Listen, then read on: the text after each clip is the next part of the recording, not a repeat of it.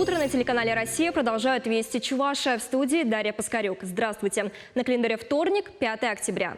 И сегодня Всемирный день учителя. Не забудьте поздравить своих наставников с профессиональным праздником. Ведь они дают не только знания, но и выявляют сильные стороны учеников. Помогают им выбрать направление для дальнейшего развития. Именно этому, кстати, способствовала и завершившаяся в Чувашии неделя профессий. Тяните билет уже. Вот. 5 звезд. 5? Хорошо.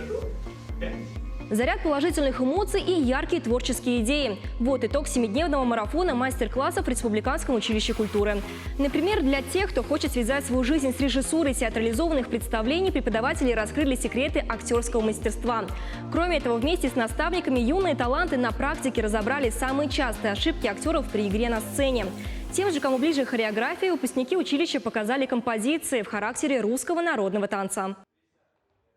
Многодетных семей в Чувашии стало больше. Об этом сообщили в Госкомитете по делам юстиции. Так, к примеру, с начала года в органах ЗАГС зарегистрировали рождение 1928 детей, которые стали третьими в семье. Это, кстати, на 108 больше, чем за тот же период прошлого года. Более того, в 4 семьях Чувашии на свет появились 10-е дети, а в 9-й раз через пеленки и бессонные ночи пройдут 5 супружеских пар. В Севастополе торжественно открыли памятную доску Герою Советского Союза, руководителю обороны Севастополя Ивану Петрову. Ее установили при поддержке организации «Боевое братство» и правительства Чувашии.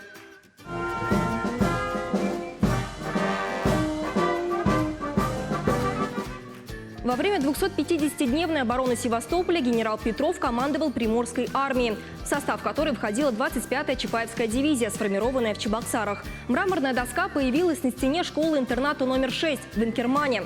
Учебное заведение носит имя Ивана Петрова. На торжественное открытие памятного знака пригласили ветеранов Великой Отечественной войны и сына комиссара 54-го стрелкового полка 25-й Чапаевской дивизии.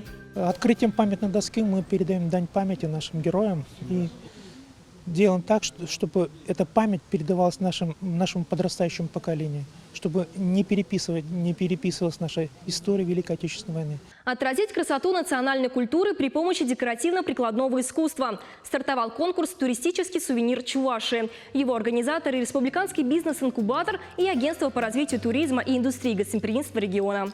Мастерство исполнения, оригинальность и отражение национальных традиций – главные критерии оценки представленных изделий. В этом году победителями смогут стать сразу 12 авторов. Они войдут в состав республиканской команды и примут участие в 30-й выставке ярмарки народных художественных промыслов России «Ладья. Зимняя сказка-2021», которая пройдет уже через 2 месяца в Москве.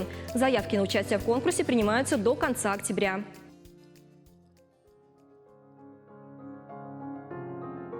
Таковы вести к этому часу. Желаю вам продуктивного дня. Далее в эфире прогноз погоды. Оставайтесь на телеканале «Россия».